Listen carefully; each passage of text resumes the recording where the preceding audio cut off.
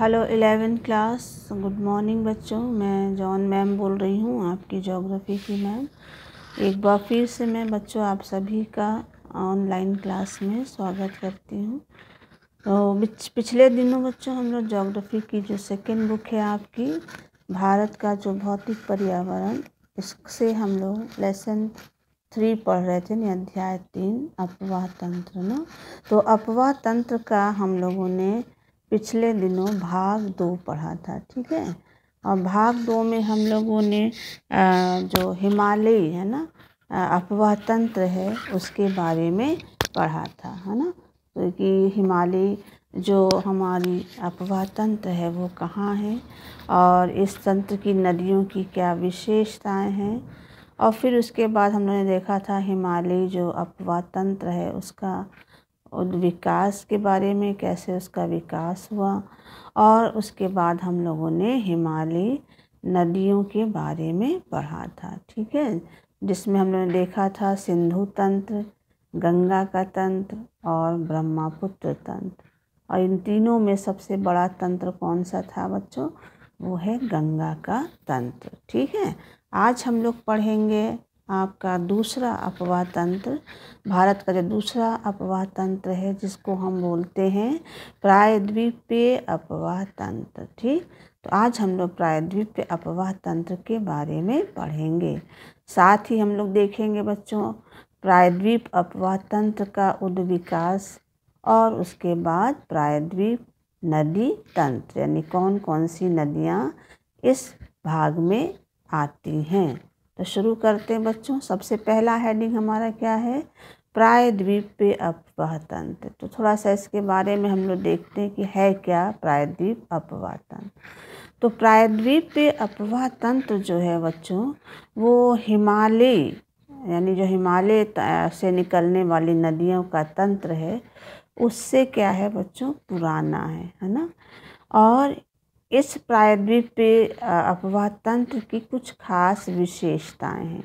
अब ये विशेषताएं क्या हैं वो हम लोग जल्दी से देखते हैं। तो प्रायद्वीप अपवाह तंत्र या यहाँ की जो नदियाँ हैं उनकी सबसे पहली विशेषता ये है कि ये नदियाँ जो हैं वो एक सुनिश्चित मार्ग पर क्या होती हैं, प्रवाहित होती हैं। जबकि हम लोगों ने हिमालयी नदियों का तंत्र में देखा था कि वहाँ की जो नदियाँ हैं वो सीधे मार्ग पे नहीं चलती हैं, उनका मार्ग बहुत टेढ़ा मेढ़ा है, वो अपना मार्ग बदलती हैं। लेकिन यहाँ की नदियाँ एक सुनिश्चित मार्ग पर प्रवाहित होती हैं। दूसरी विशेषता है प्रायद्वीप अपवाह तंत्र की कि यहाँ की जो नदियाँ हैं बच्चों वो 12मासी नहीं हैं। 12मासी मतलब 12 महीने इनमें जल नहीं रहता। जबकि हिमालय की नदियों के बारे में उन्होंने देखा था कि 12मासी नदियाँ हैं, साल भर पानी उनमें रहता है। लेकिन यहाँ की नदियाँ 12मासी नहीं हैं, यानी ये नदियाँ पूरी तरह वर्षा पर क्या होती हैं, आधारित होती हैं, ठीक है। तीसरी विशेषता है कि जो हमारे प्रायद्वीप अपवाह तंत्र की जो नदियाँ हैं ये विसर्प नहीं, विसर्प का मतलब इस तरह का टेढ़ा मेढ़ा मार्ग नहीं बनाती है ना। तो इस तरह का विसर्प नहीं बनाती हैं और इनकी घाटियाँ जो हैं वो चौड़ी हैं, तो चौड़ी घाटियों का निर्माण करती हैं, ठीक है। और चौथी विशेषता है कि इस प्रायद्वीप अपवाह तंत्र में चंबल, बेतवा, सोन और केन, ये नदियां जो हैं वो प्रायद्वीप भारत से निकलती हैं और उत्तर की ओर बहती हुई गंगा क्रम में क्या हो जाती हैं, मिल जाती है। अगर हम मैप में देखें बच्चों तो ये है चंबल, बेतवा, केन और सोन, ये सभी नदियां इस प्रायद्वीप भारत से निकलती हैं और उत्तर में बहती हैं और इस गंगा ना जो नदी क्रम है, तंत्र है, उसमें जाकर ये क्या हो जाती हैं, मिल जाती हैं, ठीक है। पांचवी विशेषता ये है कि इस प्रवाह तंत्र में है ना गोदावरी, महानदी, कृष्णा, कावेरी, पेन्नार, बेगाई, नर्मदा और ताप्ती जैसी महत्वपूर्ण नदियां जो हैं वो प्रवाहित होती हैं। तो ये इस प्रवाह तंत्र की क्या है, कुछ महत्वपूर्ण विशेषताएं हैं। तो कौन कौन सी नदियां हैं इस अपवाह तंत्र में, तो आप हम इस मैप में देख सकते हैं बच्चों। ये है पूरा प्रायद्वीप पे भारत की नदियां। तो इधर हम लोग शुरू करते हैं, तो ये है महानदी, उसके बाद गोदावरी, उसके बाद कृष्णा, फिर उसके बाद नीचे है कावेरी। इसके अलावा ये है आपकी नीचे सबसे बेगाई नदी, फिर उसके बाद है ये आपकी पलार नदी, और ये है पेन्नार नदी, है ना। तो ये नदियाँ जो हैं प्रायद्वीप भारत की नदियाँ हैं जो पूरब में बहती हैं और बंगाल की खाड़ी में गिरती हैं। इधर आप देखिए तो ये है नर्मदा और ताप्ती। ये नदियाँ जो हैं ये भी प्रायद्वीप भारत की नदियाँ हैं जो पश्चिम में बहती हैं और अरब सागर में क्या होती हैं, गिरती हैं। ठीक है, तो ये हैं इस तंत्र की प्रमुख नदियाँ। अब चलते हैं प्रायद्वीप अपवाह तंत्र का उद्विकास के बारे में, यानी कैसे इस तंत्र का विकास हुआ। तो अति प्राचीन काल की जो 3 प्रमुख भूगर्भिक घटनाओं ने आज प्रायद्वीप भारत के अपवाह तंत्र को क्या किया है, स्वरूप प्रदान किया है। तो बहुत सालों हजारों साल पहले जो 3 प्रमुख भूगर्भिक घटनाएं हुई, इन्हीं घटनाओं ने जो प्रायद्वीप भारत का जो ये अपवाह तंत्र है इसको ये स्वरूप क्या किया, प्रदान किया। यानी तभी कुछ नदियाँ पश्चिम में बहती हैं और कुछ नदियाँ जो हैं वो पूरब में बहती हैं। अब ये 3 भूगर्भिक घटनाएं क्या हैं जिन्होंने इसको इसलिए स्वरूप प्रदान किया। तो पहली घटना ये है बच्चों कि जो आरंभिक टर्शरी काल के दौरान प्रायद्वीप जो भारत है उसका पश्चिमी पार्श्व का क्या हुआ, अवतलन। अवतलन का मतलब होता है धंसाव हुआ उसमें, जिससे ये भाग जो था वो समुद्र तल से क्या हो गया, नीचे चला गया। कौन सा किनारा, ये पश्चिमी किनारा। इस पश्चिमी किनारे में क्या हुआ, एक अवतलन हुआ, धंसाव हुआ, जिससे ये भाग जो था वो समुद्र के क्या हो गया, नीचे चला गया। दूसरी घटना क्या हुई बच्चों, दूसरी घटना ये थी कि हिमालय में होने वाले प्रोत्थान के कारण प्रायद्वीप खंड के उत्तरी भाग का अवतलन हुआ, है ना। यानी जब हिमालय का जन्म हो रहा था, हिमालय बन रहा था, तो उस समय जो प्रायद्वीप भारत था उसके उत्तरी भाग में क्या हुआ, अवतलन हुआ, यानी धंसाव हुआ, जिसके परिणाम स्वरूप भ्रंश द्रोणियों का क्या हुआ, निर्माण हुआ। और इन भ्रंश द्रोणियों में प्रायद्वीप भारत की 2 महत्वपूर्ण नदियां आज भी क्या हैं, प्रवाहित हो रही हैं। और ये 2 नदियां कौन है बच्चों, नर्मदा और ताप्ती। और ये नदियां दोनों इसी भ्रंश द्रोणी में अपने साथ बहाकर लाया गया अवसाद क्या कर रही हैं, जमा करें। आपको मैं इस मैप में भी दिखा सकती हूँ। तो ये है हमारा प्रायद्वीप भारत का उत्तरी भाग। तो जब हिमालय बन रहा था उसी समय ये जो प्रायद्वीप भारत का ये जो उत्तरी भाग है इसमें क्या हुआ, अवतलन हुआ, धंसाव हुआ, जिससे यहाँ क्या बन गया, द्रोणी, भ्रंश द्रोणी बन गई। और इस भ्रंश द्रोणी में ये प्रायद्वीप भारत की कई नदियाँ प्रवाहित होती, जिसमें ये नर्मदा और ताप्ती सबसे महत्वपूर्ण नदियाँ हैं जो बच्चों, जो आज भी इस भ्रंश द्रोणी में क्या हैं, भ्रंश द्रोणी में बह रही हैं, भ्रंश घाटी भी कह सकते हो, बह रही हैं। और इसी घाटी में ये अपने साथ बहाकर लाया गया अवसाद क्या कर रही हैं, जमा कर रही हैं। यही कारण है कि ये 2 नदियाँ डेल्टा नहीं बनाती, सीधे जाकर समुद्र में क्या होती हैं, मिलती हैं। अब तीसरी घटना क्या है जो प्रायद्वीप अपवाह तंत्र के उद्विकास के पीछे, है ना, जिसका हाथ है, वो है हमारा तीसरी घटना कि इसी काल में बच्चों जो प्रायद्वीप खंड है उसका वो उत्तर पश्चिम दिशा से दक्षिण पूर्व दिशा में क्या हो गया, झुक गया। परिणाम स्वरूप इसका अपवाह तंत्र जो था या अपवाह जो था वो बंगाल की खाड़ी की ओर क्या हो गया, उन्मुख हो गया। यानी ये वाला भाग, ये उत्तरी पश्चिमी भाग जो है इस प्रायद्वीप खंड का, वो बाद में क्या हो गया, किधर झुक गया, इस दक्षिण पूर्व दिशा में। इस साइड झुक गया, जिसके कारण ये अपवाह जो सिस्टम, जो ड्रेनेज सिस्टम था, जो नदियाँ थी, वो इधर बहने लगी बंगाल की खाड़ी की ओर, यानी दक्षिण को, यानी ढाल बन गया इधर, है ना। ये बीच से उठ गया और इधर क्या हो गया, ढाल हो गया। तो नदियाँ सब इधर बहने लगी।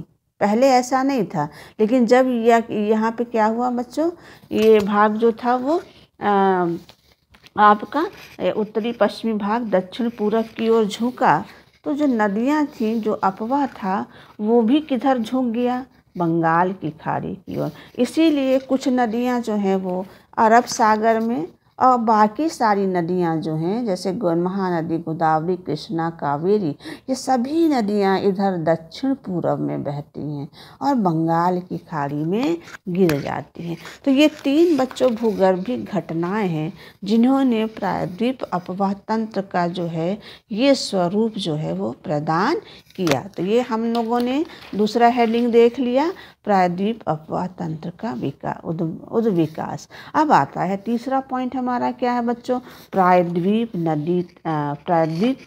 नदी तंत्र। अब हम लोग पढ़ेंगे कि इस प्रायद्वीपीय भारत में कौन कौन सी महत्वपूर्ण नदियां हैं जो बहती हैं, जिनका प्रवाह पाया जाता है। तो प्रायद्वीप नदी तंत्र में बच्चों एक नदी तंत्र नहीं है, बल्कि अनेकों नदी तंत्र हैं। जैसे आप देख सकते हैं, महानदी है, गोदावरी है, कृष्णा है, कावेरी है, ठीक है, इधर आपकी नर्मदा है, ताप्ती है। तो ये सभी क्या है, नदी तंत्र हैं। तो जैसे उत्तर हिमालय में 3 महत्वपूर्ण तंत्र था, सिंधु का तंत्र, गंगा का तंत्र और ब्रह्मपुत्र का तंत्र, उसी प्रकार प्रायद्वीप भारत में एक नहीं बल्कि अनेक क्या है, नदी तंत्र पाए जाते हैं। तो हम एक एक करके एक एक तंत्र को, है ना, ड्रेनेज सिस्टम को पढ़ेंगे। तो सबसे पहली कौन सी नदी आती है बच्चों, ये है महानदी। महानदी जो है, इस हर नदी का हम लोग देखेंगे कि कहाँ से वो निकली है, उसकी लंबाई क्या है, कहाँ बहती है और किस सागर में जाकर मिलती है, कौन सी उसकी नदियाँ, उस नदी की कौन सी सहायक नदियाँ, ये कुछ महत्वपूर्ण बातें हम लोग देखें। तो सबसे पहले है महानदी। महानदी जो है वो छत्तीसगढ़ के रायपुर ज़िले में सिहावा, एक जगह है बच्चों, सिहावा के निकट से निकलती है और उड़ीसा में बहती हुई और फिर जाकर कहाँ गिरती है, बंगाल की खाड़ी में जाकर गिरती, यानी बंगाल की खाड़ी में विसर्जित, अपना जल बंगाल की खाड़ी में विसर्जित करती है। इसकी कुल लंबाई कितनी है, तो इसकी कुल लंबाई है 851 किलोमीटर। आपको मैं मैप में भी दिखा दूं, तो ये है बच्चों महानदी, जो छत्तीसगढ़ में सिहावा से निकलती है और फिर उसके बाद छत्तीसगढ़ होकर ये उड़ीसा में बहती है और फिर उसके बाद बंगाल की खाड़ी में क्या हो जाती है, गिर जाती है ना, जाकर अपना जल कहाँ विसर्जित करती है, बंगाल की खाड़ी में। कितनी इसकी लंबाई है, तो इसकी कुल लंबाई 851 किलोमीटर है। प्रायद्वीप तंत्र की दूसरी सबसे महत्वपूर्ण नदी है गोदावरी। गोदावरी जो बच्चों प्रायद्वीप भारत की सबसे लंबी नदी है ना। जैसे भारत की सबसे लंबी नदी जो है गंगा है, गंगा का नदी तंत्र सबसे बड़ा है, उसी तरह प्रायद्वीप भारत की सबसे लंबी बड़ी नदी जो है वो है हमारी गोदावरी। यानी गोदावरी नदी का तंत्र जो है वो प्रायद्वीप भारत का सबसे बड़ा तंत्र है। इसीलिए इसको बच्चों दक्षिण गंगा के नाम से भी जाना जाता है। किस नाम से, दक्षिण की गंगा है, ये दक्षिण की गंगा के नाम से जाना जाता है। ये निकली कहाँ से है, तो इसका जो उद्गम है वो महाराष्ट्र में नासिक के पास है। नासिक नाम आपने सुना होगा ना, तो महाराष्ट्र में नासिक जिले के निकट से ये निकलती है और बंगाल की खाड़ी में अपना जल क्या करती है, विसर्जित करती है। ठीक, इसकी कुल लंबाई कितनी है, इसकी कुल लंबाई 1450 65 किलोमीटर है, हैं? इसकी कई सारी सहायक नदियां हैं, पेनगंगा, इंद्रावती, प्राणहिता, मंजरा, ये सभी इसकी क्या हैं बच्चों, सहायक नदियां हैं। तो हम लोग देख लें, आप मैप में भी दिखा देती हूँ। ये है बच्चों गोदावरी, आप देख सकते हो, ये है गोदावरी नदी, है ना। तो गोदावरी यहाँ नासिक है, तो नासिक के निकट से ये निकलती है महाराष्ट्र में, और उसके बाद ये इधर दक्षिण पूर्व में बहती है और बंगाल की खाड़ी में अपना जल विसर्जित करती है।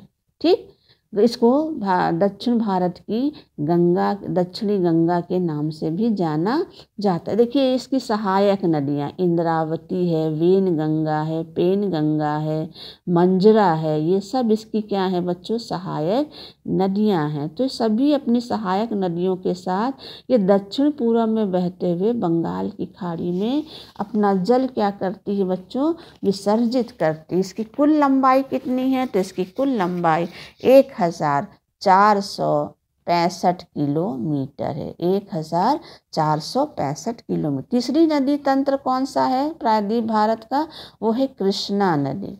कृष्णा नदी पूर्व में बहने वाली, यानी पूर्व दिशा में बहने वाली प्रायद्वीप भारत की दूसरी सबसे बड़ी नदी, यानी गोदावरी के बाद प्रायद्वीप भारत की ये दूसरी सबसे बड़ी नदी है जो पूर्व दिशा में क्या है, बहती है। अब कृष्णा कहाँ से निकलती है, तो कृष्णा नदी जो है पश्चिमी घाट, जिसको हम सह्याद्री के नाम से भी जानते हैं, तो पश्चिमी घाट में महाबलेश्वर है। महाबलेश्वर का भी नाम आपने ज़रूर सुना होगा बच्चों, बहुत खूबसूरत पहाड़ी जगह है। तो महाबलेश्वर के निकट से निकलती है, ठीक है। और ये भी पूर्व में बहते हुए कहाँ गिरती है, बंगाल की खाड़ी में गिरती, यानी अपना जल बंगाल की खाड़ी में विसर्जित करती। इसकी कुल लंबाई है 1401 किलोमीटर। इसकी सहायक नदियाँ हैं कोयना, तुंगभद्रा और भीमा, ये इसकी क्या है बच्चों, सहायक नदियाँ। तो मैं आपको मैप में कृष्णा नदी दिखा दूँ, ये गोदावरी के नीचे ये है हमारी कृष्णा नदी, है ना।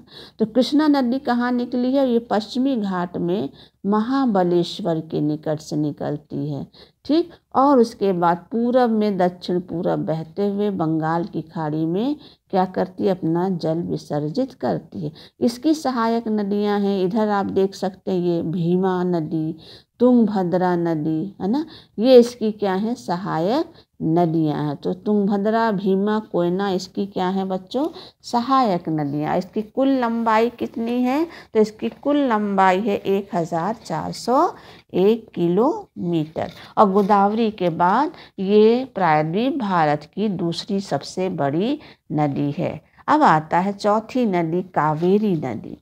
कावेरी नदी जो है वो कर्नाटक में, है ना, कर्नाटक राज्य में ब्रह्मगिरी की पहाड़ियों से निकलती है, ठीक। और इसकी कुल लंबाई 800 किलोमीटर है। इसकी सहायक नदियां हैं कबिनी और कबिनी और भवानी और अमरावती, ये इसकी क्या है, सहायक नदियां हैं। कावेरी आप देख सकते हो सबसे नीचे है, कृष्णा के बाद ये है कावेरी। तो ये कर्नाटक जिले में, राज्य में ब्रह्मगिरी की पहाड़ियों से, यहाँ ब्रह्मगिरी की पहाड़ियाँ वहाँ से ये निकलती है और फिर दक्षिण पूरब बहते हुए बंगाल की खाड़ी में गिर जाती। तो कावेरी, कृष्णा, गोदावरी, महानदी, ये सब पूरब में बहने वाली नदियाँ हैं, है ना। तो और सभी कहाँ अपना जल डालती हैं, बंगाल की खाड़ी में डालती हैं। कावेरी की लंबाई कितनी है बच्चों, 800 किलोमीटर। अब चलते हैं इन नदियों के बाद, अब आता है हमारा नर्मदा नदी। ये सभी नदियाँ पूरब में बहती हैं, गोदावरी, महानदी, कृष्णा, कावेरी, ये पूरब में बहती हुए बंगाल की खाड़ी में अपना जल विसर्जित करती। लेकिन अब जो हम नदियाँ पढ़ेंगे, नर्मदा, ताप्ती, ये दोनों नदियाँ, है ना, पूरब में नहीं बहती हैं, पश्चिम में बहती हैं, पश्चिम दिशा में, और अरब सागर में अपना जल विसर्जित करती। तो सबसे पहली पश्चिम दिशा में बहने वाली प्रायद्वीप भारत की जो सबसे पहली नदी है वो है नर्मदा नदी। तो नर्मदा नदी जो है वो पश्चिम दिशा में बहने वाली प्रायद्वीप भारत की सबसे बड़ी नदी है। अब नर्मदा निकली कहाँ से है? तो नर्मदा जो है वो भी मध्य प्रदेश में अमरकंटक के पठार के पश्चिमी सिरे से निकलती है और उसके बाद पश्चिम दिशा में बहते हुए अरब सागर में क्या हो जाती है? मिल जाती है। और इसकी कुल लंबाई कितनी है बच्चों? इसकी कुल लंबाई है 1312 किलोमीटर। नर्मदा जो है वो ज़्यादातर विंध्याचल और सतपुड़ा जो श्रेणियां हैं उनके बीच या मध्य में एक भ्रंश घाटी से होकर बहती है और ये भ्रंश घाटी जो है वो जबलपुर के निकट है ना, यहाँ संगमरमर की चट्टानें पाई जाती हैं। इन संगमरमर की चट्टानों में खूबसूरत महाखंड यानी गॉर्ज का क्या करती है? निर्माण करती है। इसके अलावा बच्चों जबलपुर में नर्मदा नदी जो है इन्हीं संगमरमर की चट्टानों के धुआंधार जलप्रपात भी जो है वो बनाती है। नर्मदा नदी जो है मध्य प्रदेश बहने के बाद गुजरात में आती है और भरूच एक जगह है गुजरात में। तो भरूच में के दक्षिण में ये अरब सागर में क्या करती है? मिलती है और 27 किलोमीटर लंबा ज्वारनद मुख बनाती है ना। ये सभी नदियाँ गोदावरी, कृष्णा, कावेरी ये डेल्टा बनाती हैं, लेकिन ये डेल्टा नहीं बनाती है, ये ज्वारनद मुख ज्वारनद मुख का मतलब होता है बच्चों नदी का चौड़ा मुहाना है ना, उसको हम बोलते हैं ज्वारनद मुख बनाती। और भारत का जो सरदार सरोवर परियोजना है, बांध है, वो इसी नदी पर क्या किया गया है? बनाया गया है। तो हम लोग मैप में देख लेते हैं नर्मदा कहाँ है। आप देख सकते हैं बच्चों ये नर्मदा नदी, तो ये मध्य प्रदेश में अमरकंटक के पठार से निकलती है और उसके बाद मध्य प्रदेश में जो संगमरमर की चट्टानें हैं उनमें बहती है ना। इसमें भ्रंश घाटी में बहती है। ये भ्रंश घाटी सतपुड़ा, इधर सतपुड़ा पर्वत है, इधर विंध्याचल, इसके बीच में बहती है और जबलपुर के निकट ये एक सुंदर महाखंड और धुआंधार जलप्रपात का क्या करती है? निर्माण करती है। पश्चिम में बहते हुए यहाँ भरूच के दक्षिण में ये क्या होती है? अरब सागर में जाकर मिल जाती है, लेकिन मिलने से पहले ये 27 किलोमीटर लंबा ज्वारनद मुख का निर्माण करती है और सरदार सरोवर परियोजना भी बच्चों इसी नदी पर है। अब आता है पश्चिम में बहने वाली दूसरी प्रायद्वीप भारत की नदी, वो है ताप्ती नदी, जिसको हम तापी के नाम से भी जानते हैं। तो तापी यानी ताप्ती नदी जो है वो पश्चिम दिशा में बहने वाली नर्मदा के बाद प्रायद्वीप भारत की दूसरी सबसे बड़ी नदी है। ये कहाँ से निकली है? तो ये भी बच्चों मध्य प्रदेश में बैतूल जिला है, बैतूल जिला के मुल्ताई के निकट से क्या है? निकलती। इसकी कुल लंबाई है 724 किलोमीटर है ना। तो आप देख सकते हो मैप में कि नर्मदा के ठीक दक्षिण में ये है ताप्ती नदी। तो ये कहाँ से निकलती है? ये मध्य प्रदेश में बैतूल जिला है, उसके मुल्ताई के निकट से निकलती है और देखिए आप तो पश्चिम में ही बह रही है और पश्चिम में बहने के बाद मध्य प्रदेश, गुजरात में बहने के बाद ये आती है अरब सागर में मिल जाती है। इसकी कुल लंबाई कितनी है बच्चों? इसकी कुल लंबाई है 724 किलोमीटर। तो ये प्रायद्वीप भारत की वो नदियां हैं जो पूरब में बहती हैं, पूरब दिशा में, और नर्मदा ताप्ती नदियां दो ऐसी हैं जो पश्चिम दिशा में बहती हैं। प्रायद्वीप नदी तंत्र में इनके अलावा एक और नदी तंत्र पाया जाता है जो पश्चिम में पाया जाता है, वो है लूनी नदी का तंत्र। लूनी नदी जो है वो राजस्थान में है, यानी अरावली के पहाड़ी के पश्चिम में ये लूनी नदी जो है राजस्थान का सबसे बड़ा नदी तंत्र है। अब लूनी नदी निकली कहाँ से है? तो लूनी नदी बच्चों राजस्थान में गोविंदगढ़ के निकट अरावली की पहाड़ियों से निकलती है, ठीक है। और ये दक्षिण पश्चिम दिशा में बहती है और कच्छ के रण में मिलती है, समुद्र में नहीं जाती है। आप देख सकते हो ये मैप में, ये है लूनी नदी और इधर आपकी अरावली की पहाड़ी है, तो अरावली की पहाड़ियों से निकलती है ये। और उसके बाद ये दक्षिण पश्चिम में बहती है। दक्षिण पश्चिम में बहने के बाद ये नदी जो है वो समुद्र में नहीं आती। ये आप देख सकते हैं, मैंने डॉट डॉट जो दिखाया ये है कच्छ का रण। ये रेतीला दलदली क्षेत्र है जिसको हम कच्छ का रण कहते हैं।